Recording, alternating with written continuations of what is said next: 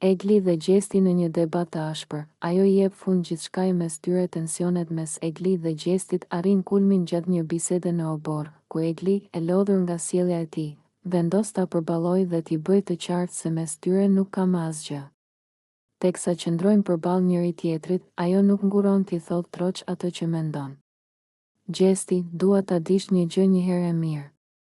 Nuk dua të kem më asnjë lidhje me ty, as në lojë, as jashtë. Nuk kam më ndjenja për ty dhe nuk të lejoj të më përdorësh përsëri si më parë. Thot Egli me një ton të prerë, ndërsa e vështron me sy të ftohtë. Gjesti buzëqesh lehtë, duke u munduar të mos tregoj asnjë emocion, por duket qartë se fjalët e saj nuk i pëlqejnë as pak. Egli, për çfarë po flet? Kush po të përdor? Ti vetë ishe ajo që më afroheshe gjithë kohës.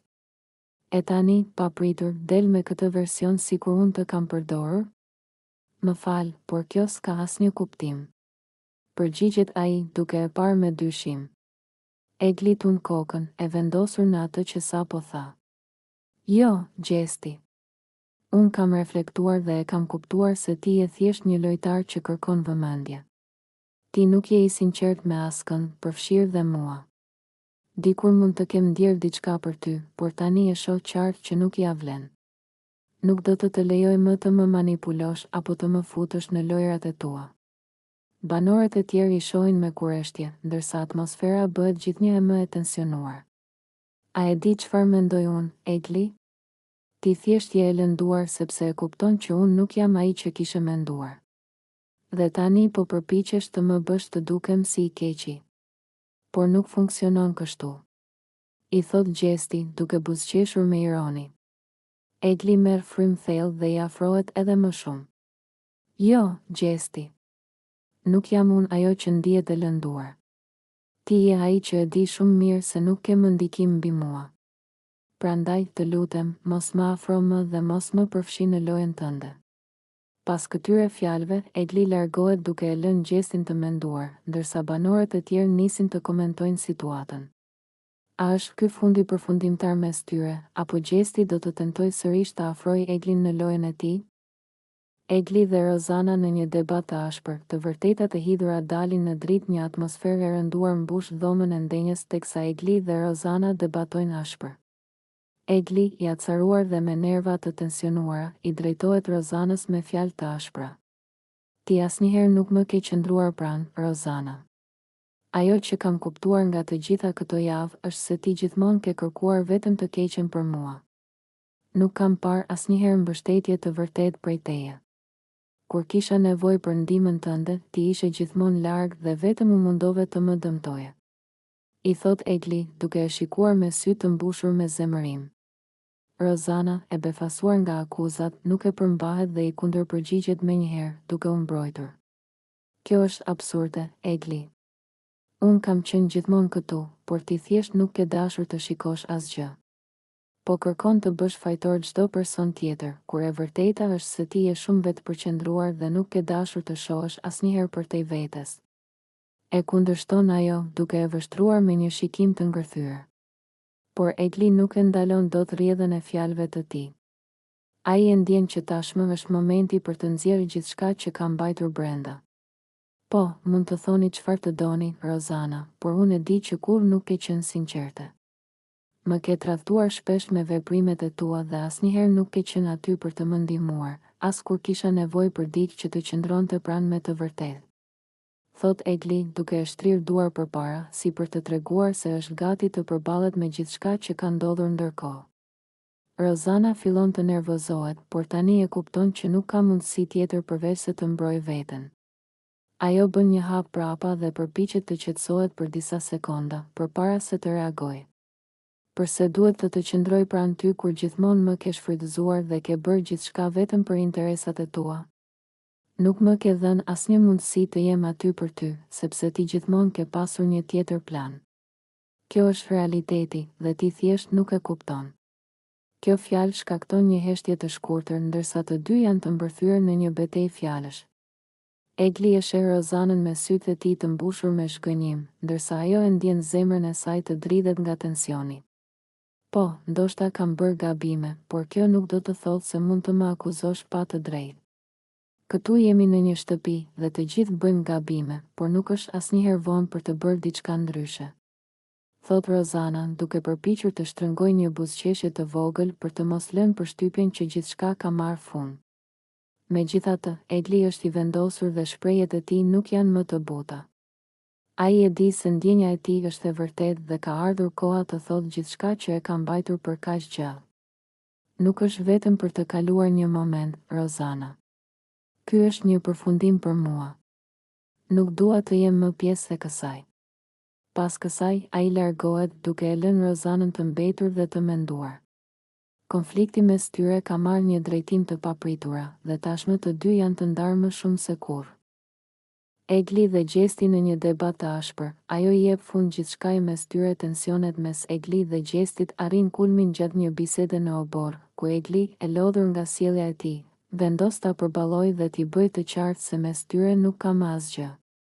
Teksa qëndrojnë përballë njëri tjetrit, ajo nuk nguron t'i thotë troç atë që mendon. Gjesti, dua ta dish një gjë një herë e mirë. Nuk dua të kem më asnjë lidhje me ty, as në lojë, as jashtë. Nuk kam më ndjenja për ty dhe nuk të lejoj të më përdorësh përsëri si më parë. Thot Egli me një ton të prerë, ndërsa e vështron me sy të ftohtë. Gjesti buzëqesh lehtë, duke u munduar të mos tregoj asnjë emocion, por duket qartë se fjalët e saj nuk I pëlqejnë as pak. Egli, për çfarë po flet? Kush po të përdor? Ti vetë ishe ajo që më afroheshe gjithë kohës. E tani, papritur, del me këtë version sikur unë të kam përdorur? Më fal, por kjo s'ka asnjë kuptim. Përgjigjet ai, duke e parë me dyshim. Egli tund kokën, e vendosur në atë që sapo tha. Jo, Gjesti.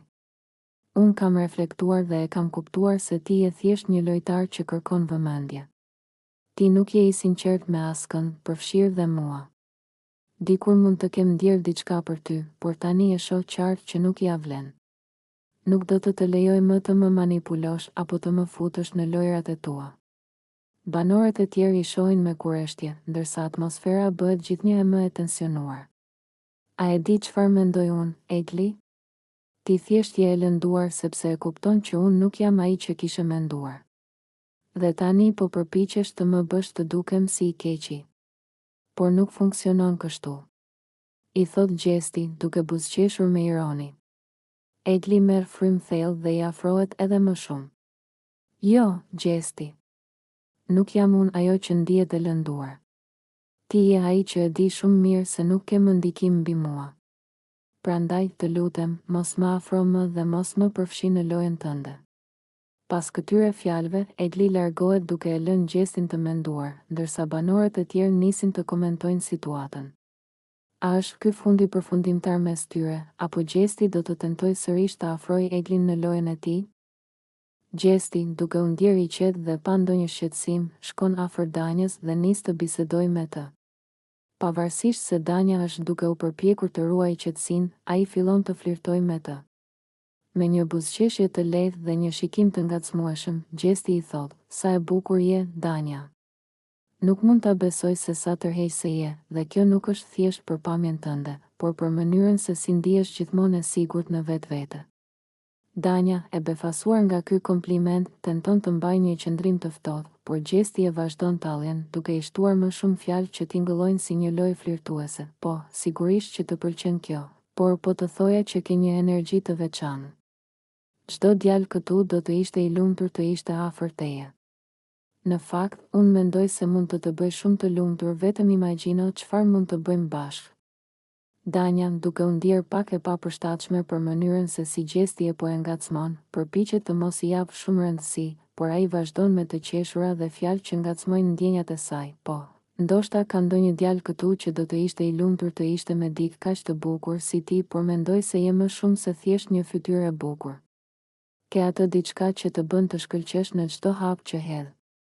Fjalët e tij janë gjithmonë të ngacmuara dhe qëllimi I tij është për të bërë që Danja të reagojë, pavarësisht se ajo përpiqet të ruajë një qëndrim të qetë dhe të mos lërë të duket se është prekur nga fjalët e tij. Ajo e kupton që ai është duke bërë një shaka dhe kërkon të ruajë kontrollin mbi situatën, por Gjesti vazhdon të flirtojë me të, duke u munduar të tërheqë sa më shumë vëmendje dhe të bëjë që ajo të mendojë më shumë për të. Rozana dhe Gerta në një debat të ashpër, fyrje dhe tensione në rritje. Një debat i fortë shpërthen mes Rozanës dhe Gertës, teksa atmosfera në shtëpinë e Big Brother bëhet gjithnjë më e tensionuar. Rozana, e acaruar nga sjellja e Gertës, nuk përmbahet dhe nis ta ofendojë atë në mënyrë të drejtë për drejtë. Gerta, ti je si lopa mora. Nuk di të bësh gjë tjetër veç se të flasësh pa kuptim dhe të fusësh hundët kudo. Të paktën një herë rri në vendin tënd, i thot Rozana, duke ngritur zërin dhe duke e parë drejt në sy. Gerta, e befasuar nga kjo fyrje, fillimisht buzëqesh me ironi, por më pas acarohet dhe i kthen përgjigje. Po shiko veten tënde, moj Rozan. Unë jam e shëndetshme dhe më pëlqen vetja kështu. Ndërsa ti je vetëm një gjuhë e keqe që nuk lë njeri pa e tallur. Kush të ka dhënë ty të drejtën të gjykosh të tjerët? Por Rozana nuk ndalet. Ajo e përqesh më tej dhe shton, jo vetëm që je si lopa mura, por edhe mendjen e ke bosh. Dhe sa për atë që thua se të pëlqen vetja, s'është faji im që dukesh si një fshes e lënë pas dere. Të tjerët në shtëpi fillojnë të reagojnë, disa qeshin nën zë, ndërsa të tjerë përpiqen të qetësojnë situatën. Por Gerta nuk e lë me kaq. Ajo afrohet më shumë drejt Rozanës dhe i përgjigjet me ton më të ashpër, ti s'ke respekt për askënd. Ti ke një gojë që nuk ndalon kurrë. Në vend që të merresh me të tjerët, shiko një herë jetën tënde dhe ku je ka ta ndisur. Debati vazhdon për disa minuta mes tyre, me fjalë të ashpra dhe akuza nga të dyja palët. Ndërkohë, banorët e tjerë ndjekin me vëmendje, të habitur se deri ku mund të shkojë ky konflikt. A do të qetësohet situata apo ky është vetëm fillimi i një përplasjeje më të madhe mes tyre? Gjesti shkakton debat në shtëpi me komentet e tij ironike, tallje dhe provokime të reja mes banorëve. Gjesti, i njohur për natyrën e tij provokuese dhe humorin shpeshherë të ashpër, vendos të bëjë një tjetër shaka që lë banorët të habitur dhe të irrituar. Teksa qëndron në sallon me disa prej tyre, ai nis të tallet dhe të bëjë komente ironike që shkaktojnë reagime të ndryshme. Më duket se s'kam më këtë ngacmoj këtu brenda, thot ai me një buzëqeshje tallse, duke parë përreth. Tani do filloj të ngacmoj lopën dhe do kërkoj lidhje me lopën, vetëm për lojë, natyrisht. Banorët fillimisht qeshin, duke menduar se ai po bën një shaka të zakonshme, por më pas disa prej tyre fillojnë të shfaqin pa kënaqësi. Gjesti, po e tepron tani. Nuk mund të flasësh kështu, se ofendon të tjerët, i thot Ola, duke ngritur vetullat e saj në shenjë habie. Gjithmonë duhet të bësh ndonjë provokim për të marrë vëmendje? Gjesti nuk ndalet dhe vazhdon duke bërë sikur është duke flirtuar me një kafshë imagjinare, gjë që shkakton edhe më shumë reagime nga të pranishmit. Ore, a jeni në Terezi ju? Nuk e shihni që unë jam në kërkim të dashurisë? Më duhet të bëj diçka për të mbajtur lojën interesante. Thot ai duke qeshur dhe duke bërë gjeste të egzageruara. Ndërkohë, Rozana, e cila nuk i duron dot shakat e tilla, i kthehet me një ton të ashpër, ti s'di më çfarë të thuash vetëm e vetëm që të dalësh në plan të parë.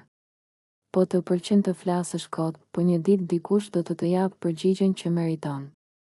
Gerta, e cila deri në atë moment kishte qëndruar e heshtur, e shikon me përçmim dhe i thot, nëse mendon se kështu do bëhesh interesant, e ke shumë gabim. Po dalësh jashtë, shiko mos gjesh ndonjë tjetër për lojë, se këtu s'të ecën më. Gjesti nuk e merr seriozisht dhe vazhdon të qesh, ndërsa disa nga banorët largohen, të lodhur nga sjellja e tij. Ndërkohë, ai vazhdon të bëjë komente ironike dhe të sfidojë të tjerët, duke krijuar një tjetër moment tensioni në shtëpi. A do të vazhdoj Gjesti me provokimet e tij, apo do të përballet me pasojat e këtyre komenteve? Dëg.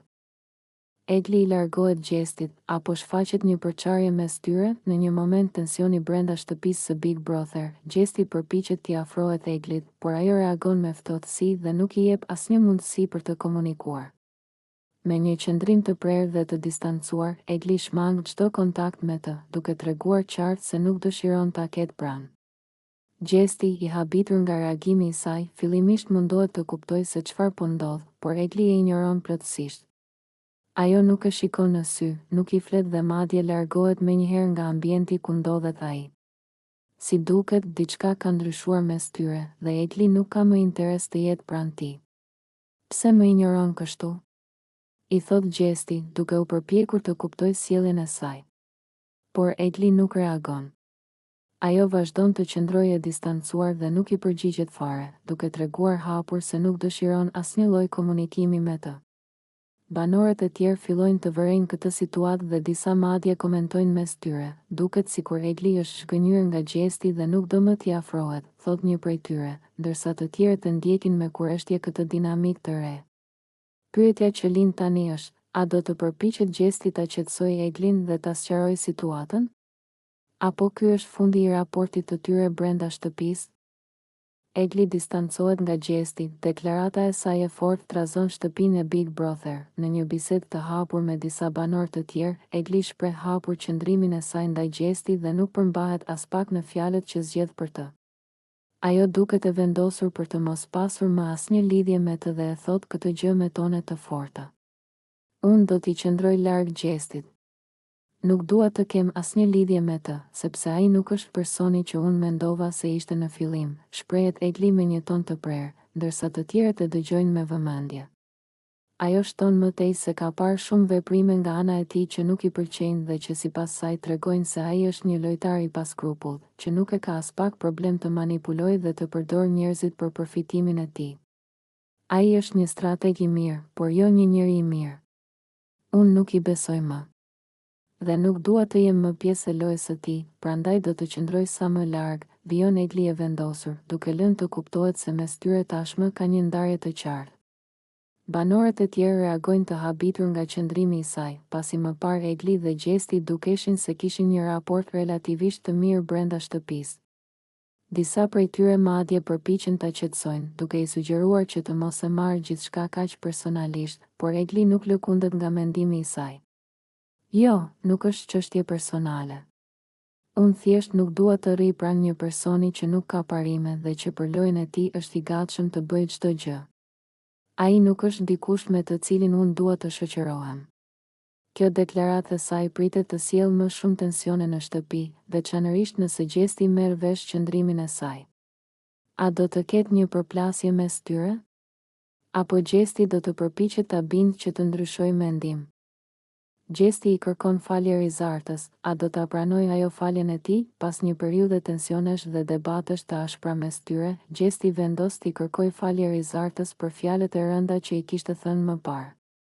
Ai i afrohet asaj me një ton të butë dhe një shprehje të penduar në fytyrë, duke e pranuar gabimin e tij. Rizarta, më fal. E di që e kam tepruar me fjalët e mia dhe nuk duhet të kisha quajtur të pamoralshme. Nuk e kisha me të keq, ndoshta më ka marrë rrjedha e lojës dhe emocioneve, por nuk doja të lëndoja, i thot ai me sinqeritet. Rizarta, e cila ka qenë shumë e prekur nga fjalët e tij, qëndron për disa sekonda në heshtje, duke reflektuar mbi situatën. Ajo e shikon drejt në sy dhe i përgjigjet me një ton serioz. Gjesti, e di sa shumë më lëndove? Nuk janë gjëra që mund të thuash dhe pastaj thjesht të kërkosh falje si të mos ketë ndodhur asgjë. Ti e di shumë mirë që unë nuk jam ashtu siç më ke përshkruar, dhe nuk e prisja një ofendim të tillë nga ty. Gjesti ul kokën dhe e pranon se ka gabuar. E di, e pranoj që isha i padrejt ndaj teje. Nuk ka justifikim për atë që thash, por të paktën dua të dish që e ndjej vërtet keqardhjen. Nëse do të mundja ta ktheja kohën pas, nuk do t'i thoja ato fjalë. Të tjerët brenda shtëpisë i vëzhgojnë nga larg, duke pritur të shohin nëse Rizarta do ta pranojë faljen e tij apo do ta refuzojë përfundimisht. Ajo merr një frym të thellë dhe, pas një pauze të shkurtër, i thot: "Do ta pranoj faljen tënde, por jo sepse dua ta harroj atë që ndodhi. E pranoj vetëm sepse dua të ecim përpara dhe të mos lejoj që kjo të ndikojë më në lojën tonë. Por të lutem, mos më zhgënje më." Gjesti buzëqesh lehtë dhe e falenderon, të premtoj që do të kem më shumë kujdes me fjalët e mia. Me këtë përballje duket se një konflikt i madh është zbutur, por mbetet për t'u parë nëse Rizarta do ta besojë vërtet pendesën e Gjestit apo do të mbajë ende dyshime ndaj tij.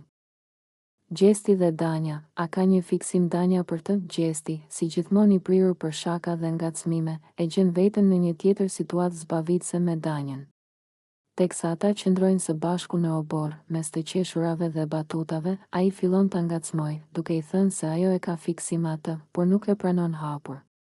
Danja, ti mund të mohosh sa të duash, por unë e di shumë mirë që më ke fiksim. E di që të pëlqej, e shoh si më shikon. I thot ai me një buzëqeshje djallëzore. Danja, e habitur nga fjalët e tij, e kundërshton menjëherë duke qeshur me ironi. Mos e beso këtë vetë shumë, Gjesti. Pse mendon se do të kisha fiksim ty? Unë s'kam asgjë me ty, thjesht bëjmë muhabet.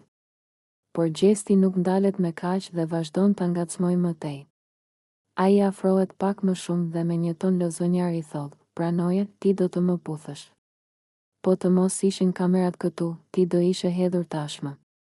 Danja ngre vetullat dhe tund kokën me një buzëqeshje skeptike. Mos u gënje vetë kot, Gjesti. Nuk e di nga të vjen kjo vetë besim kaq e madhe, por më mirë ruaje për dikë tjetër. Unë s'kam ndërmend të puth, qetësohu. Ja kthen ajo me një ton të prerë, por me një nënqeshje që tregon se po e shijon kjo lojë fjalësh. Gjesti nuk dorëzohet dhe vazhdon ta sfidoj. Hajde, pranoje. Nuk ka asgjë të keqe nëse të pëlqej unë. Të paktën je me shije të mirë. Danja i jep një shikim thumbues dhe e shtyn lehtë me dorë, duke qeshur. Ti nuk ndalesh kurrë, apo jo? Do më bësh të largohem nga këtu, se s'të duroj dot më. Të tjerët që janë përreth i dëgjojnë dhe qeshin me këtë shkëmbim batutash, duke shijuar dinamikën e tyre lozonjare. Megjithse Danja mohon çdo ndjenjë ndaj Gjestit, nuk mund të mohohet fakti që ajo po argëtohet shumë me këtë situatë.